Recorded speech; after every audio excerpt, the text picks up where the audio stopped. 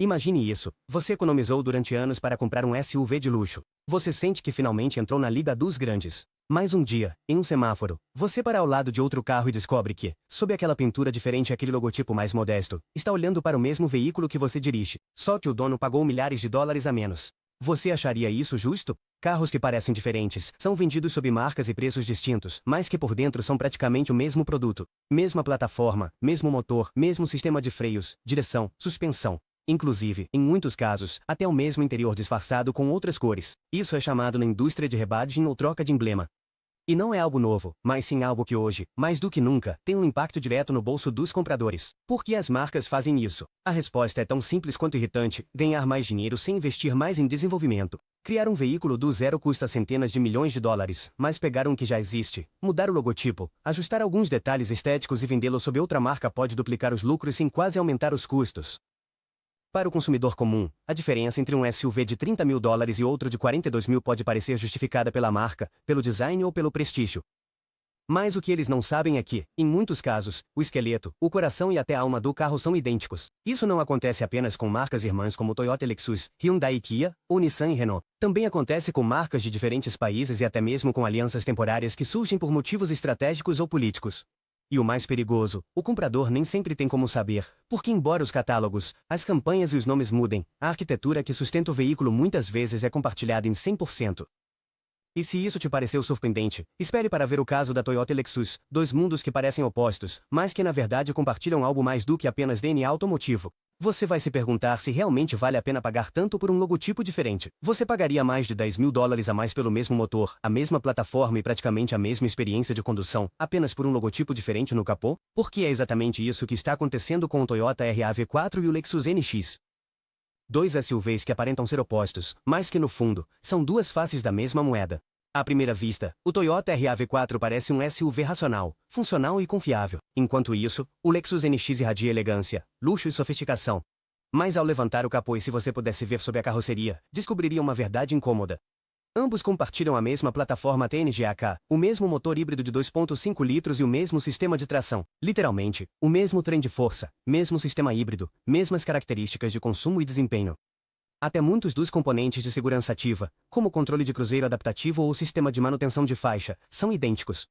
O que muda é a embalagem. A grande diferença entre um e outro está na percepção.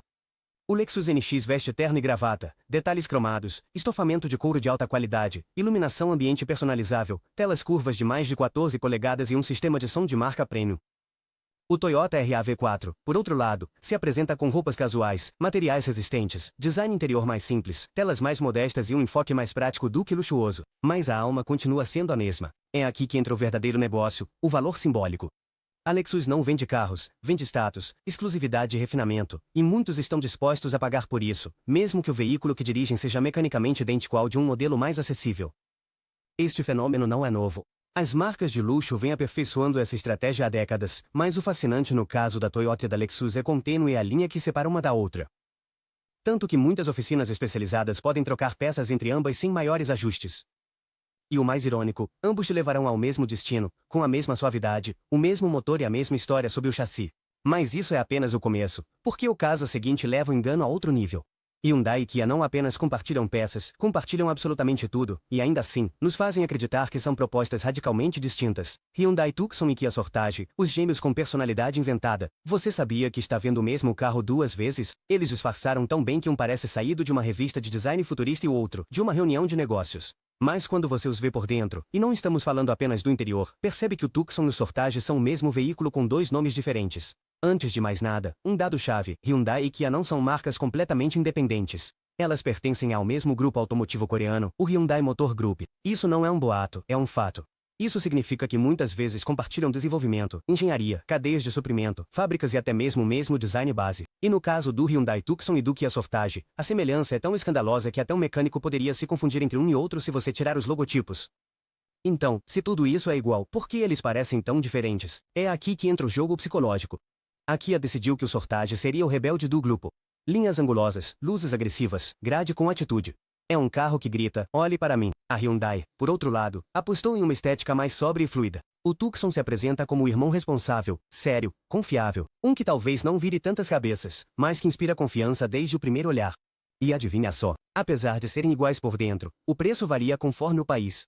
Em alguns mercados, o Sortage é mais caro. Em outros, é o Tucson. Tudo depende da percepção de marca que o público local tem. E se você pensava que isso era tudo, espere para ver o que fazem Renault e Nissan, porque não só compartilham veículos, compartilham até os segredos mais íntimos de engenharia. Renault Koleos e Nissan X-Trail, ou como se maquiar de luxo sem trocar de motor. E se eu te dissesse que o Renault Koleos e o Nissan X-Trail são como dois atores interpretando papéis diferentes no mesmo filme? Um se disfarça de sofisticado europeu, o outro, de guerreiro japonês confiável, mas sob seus trajes de cena, compartilham exatamente o mesmo roteiro técnico. Sim, esses dois SUVs não só têm uma relação próxima, são literalmente o mesmo carro com duas personalidades inventadas. Renault e Nissan fazem parte de uma aliança automotiva global, uma das mais poderosas do mundo. Eles não compartilham apenas tecnologia, mas também plataformas, motores, estratégias de produção e até mesmo centros de design. O caso do Renault Koleos e do Nissan X-Trail é o exemplo perfeito. A Nissan decidiu vender o X-Trail como um SUV funcional e familiar, sem luxos ostensivos. Seu design é sóbrio, prático, até um pouco conservador, e isso torna atraente para aqueles que buscam confiabilidade sem gastar demais. A Renault, por outro lado, maquiou o Koleos para que parecesse um SUV mais premium. Ela deu acabamentos mais refinados, telas maiores, iluminação ambiente, em alguns mercados, até mesmo funções de massagem nos assentos. Sim, você leu certo. Massagem. Como se isso fosse o que você precisa enquanto espera no semáforo. O problema não é que eles façam isso. O problema é que, por essa embalagem, o Koleos pode custar vários milhares de dólares a mais que o X-Trail, sendo exatamente o mesmo carro por dentro. Aqui vem a armadilha silenciosa, porque você não está apenas pagando mais por um design ligeiramente mais luxuoso. Em muitos casos, as peças de reposição do Koleos são mais caras e a rede de serviços pode ser menos extensa do que a da Nissan. Isso significa que, a longo prazo, você pode estar investindo mais em manutenção apenas por ter escolhido o SUV mais elegante.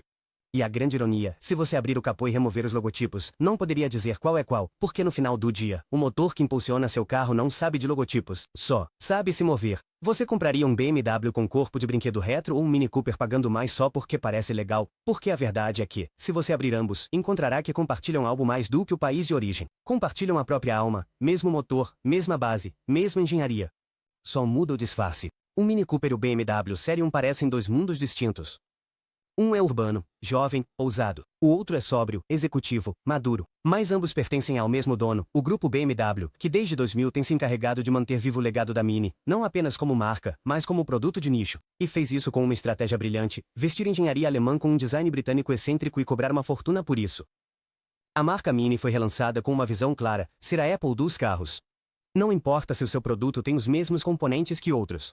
Se você conseguir convencer as pessoas de que sua marca as faz sentir especiais, elas pagarão mais pelo mesmo ou até por menos. Assim, o Mini Cooper se tornou um ícone do design retromoderno, compacto, exclusivo, divertido, mas também caro de manter, com peças de reposição difíceis de encontrar e preços inflacionados por esse halo de exclusividade que o cerca. Por outro lado, o BMW Série 1 não é exatamente barato, mas oferece mais pelo mesmo preço ou até menos, mais espaço, mais conforto e a mesma qualidade de engenharia, com uma imagem mais discreta, madura e funcional. O irônico é que ambos os carros saem do mesmo lugar, montados com os mesmos padrões e com peças que, em muitos casos, poderiam ser trocadas sem que você percebesse. Imagine que você compra um SUV da Ford, convencido de estar levando para casa o melhor da engenharia americana. Mas depois descobre que esse carro não foi projetado em Detroit, nem fabricado no Kansas, nem mesmo montado no México. Foi criado na China por uma empresa que provavelmente você nunca ouviu falar. E não é uma conspiração, é uma realidade. O Ford Territor é um SUV que é vendido orgulhosamente sob o logotipo do oval azul. Em alguns mercados, é até promovido como uma alternativa moderna, segura e eficiente dentro da família Ford.